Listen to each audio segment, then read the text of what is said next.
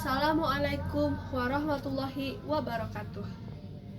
Bapak guru anu kusim kuring dipihormat, sareng sadaya rencangan anu kusim kuring dipihemat. Langkung ti payun, puji sinareng syukur urang sanggakeun ka Gusti anu Maha Kawasa, anu parantos maparin rahmatna kangge urang sadayana. Teu hilap sholawat sinareng salam mugia salamina dicurah limpahkeun ka junjungan urang sadaya, nyaeta Kanjeng Nabi Muhammad sallallahu alaihi wasallam, hakula wargina, ka para sahabatna, para tabiin sareng tabiin, sareng mugia dugi ka urang salaku umatna. Dina kasempetan ieu sim kuring bade ngadugikeun biantara ngeunaan pentingna ngamumule budaya Sunda sareng cara-carana. Urang salaku urang Sunda kedah tiasa ngamumule kebudayaan Sunda kalebet sastra, seni, sareng kabudayaan nu sanes anu kacida seueurna. Margi bade kusaha deui upami henteu ku urang. Upami ku urang henteu dimumule kabudayaan Sunda teh laun-laun bakal careum.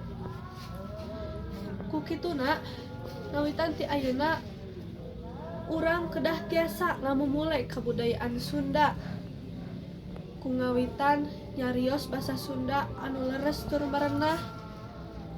Urang tiasa diajar kana kasenian-kasenian Sunda sapertos pencak silat, wayang golek, tarian-tarian Sunda sapertos tari jaipong sareng sajabina. Janten kagiatan ngamumule kabudayaan Sunda teh tiasa dikawitan ti ayeuna, teu kedah ngantosan lami-lami. Kagiatan ngamumule kabudayaan ieu teh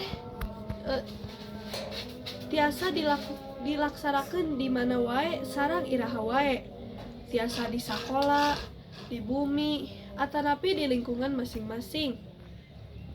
Ku ayana internet, urang leuwih gampil dina milarian informasi-informasi ngeunaan kabudayaan Sunda bade di mana wae sareng iraha wae. Janten kagiatan ngamumule kabudayaan Sunda teh tiasa dikawitan ku nyarios basa Sunda anu leres, maos sastra atanapi media masa Sunda sareng sajabina ti eta. Rupina sakitu cariosan ti sim kuring sanaos pondok mugia aya mangpaatna kanggo urang sadaya utamina dina raraga ngamumule kabudayaan Sunda. Kirang langkungna sim kuring nyuhunkeun hapunten anu saageng-agengna. Wassalamualaikum warahmatullahi wabarakatuh.